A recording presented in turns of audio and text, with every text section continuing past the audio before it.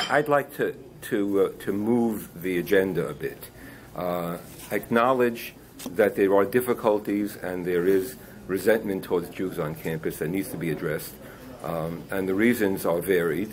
But I want to put the issue in context, and I want to say that I think that the Jewish community needs to refocus its attention away from its centralized concern regarding what is being done to us and be more concerned about what Jews have done to themselves.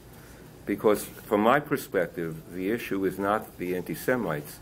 The issue is the fact that young Jews don't feel compelled to identify as Jews, and that we have a responsibility to promote a more, as I said, a more compelling way of identifying with Judaism and with the future of Jewish life.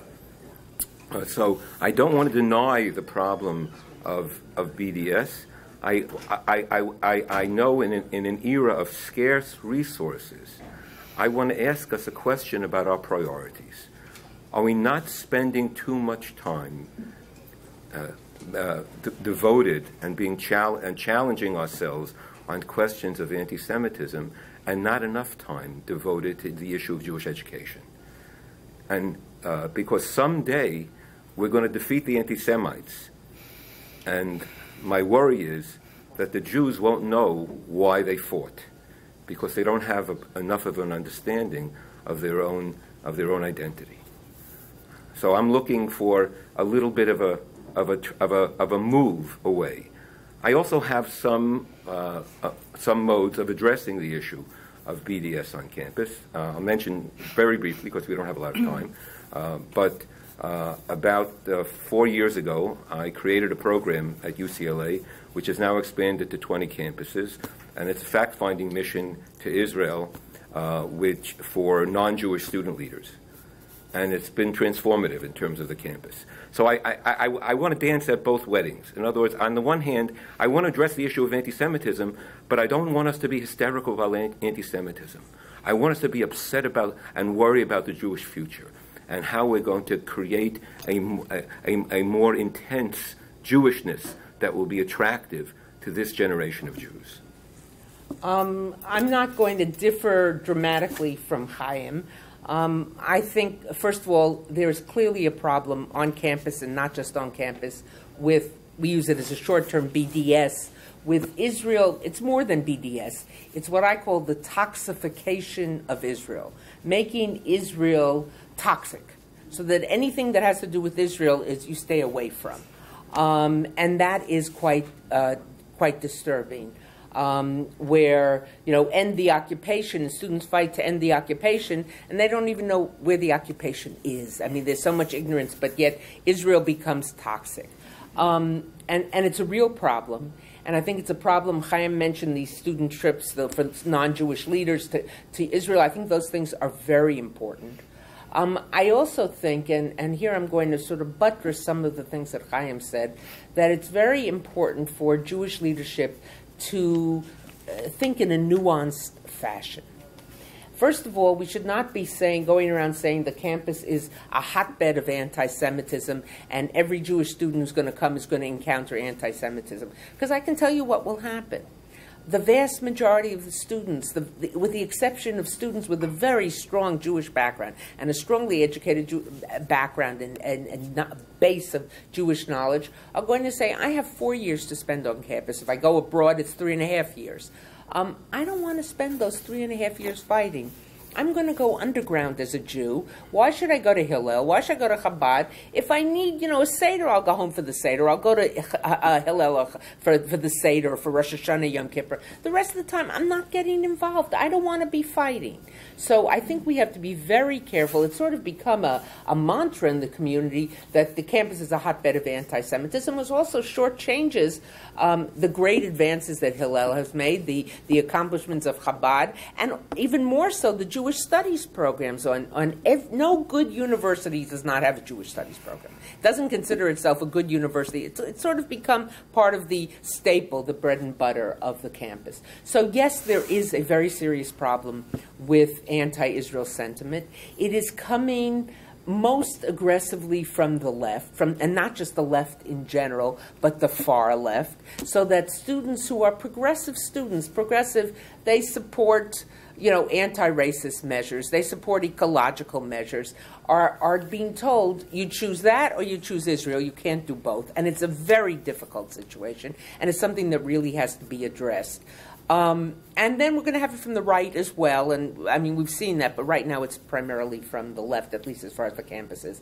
But I don't think it does the students a service to overstate the issue. The issue is important, and I'm writing about it, I'm teaching about it, I'm fighting, I'm working with students on it, but I think at the same time, and here I echo Chaim, have the song go, accentuate the positive as well as deal with the negative. Okay, thank you. So we all saw the horrible incident in Charlottesville where there were terrible, slanderous things said about Jews. You see the atmosphere changing in America, and it's really something that we're quite concerned about. You also see a rise of a lot of new groups that are around the country, and some have the word Jew in them, and they are really anti-Zionist and anti-Israel, anti-Jews. You have speakers like Linda Sansour, who is now heading an anti-Semitism conference, or panel, which blew my mind. Right. Can you discuss what you see happening in this whole political atmosphere in our whole environment as it's changing a little bit? Let me start with that, because as Chaim knows, I've just finished a book which was accepted today by the publisher. So Mazel tov. Thank you. Called Confronting Anti-Semitism Here and Now. So I think we're in a very difficult situation, not only nationally, but internationally. And I think it's really important for Jews to understand that there is serious anti-Semitism from both the left, and I spoke about the left a moment ago, and from the right. And that it's coming from both ends. What we saw in Charlottesville with the marchers screaming, Jews will not replace us, and blood and soil. Blood and soil is a Nazi slogan. Mm-hmm. The Nazis were saying, if you are not of Aryan blood, which is, of course, a made-up term, but that's how they operated, and of the German soil, you are cosmopolitan, you are not one of us. And that, of course, they were talking about Jews. And that is coming from the right. We see it more and more from the right. We saw it to some degree in a demonstration last week in downtown Warsaw, 60,000 people. Very anti-Islam, but also tremendous anti-Semitism. So we're seeing it from both places. I think what is necessary is for those on the political right not just to see anti-Semitism on the left, and those on the left not just to see anti-Semitism on the right, but each group to root it out and address it within their own political circle. In other words, I have friends who only woke up to issues of anti-Semitism when they began to see it on the right in the past 2 years in the United States. I want to say, where you've been, you're a member of left groups, you didn't see it in your own midst, and vice versa. So I think we each have to address it within our own midst. We have to argue and we have to point out, we have to educate how anti-Semitism, first of all, is irrational. It is prejudicial. It is part of a stream of other forms of prejudice, and to fight and to educate about it, but to recognize that it's coming from both sides. And some of the last point I'll make, and this breaks my heart, some of those who are espousing anti-Semitism, sometimes a little, in subterfuge, a little under the cover, are at the same time expounding their love of Israel. And I love Israel. I've lived there. I don't have to belabor that point. We can't be confused by who they are in truth. Seduced. Seduced, that's the right word. Right. Thank you. So, yeah.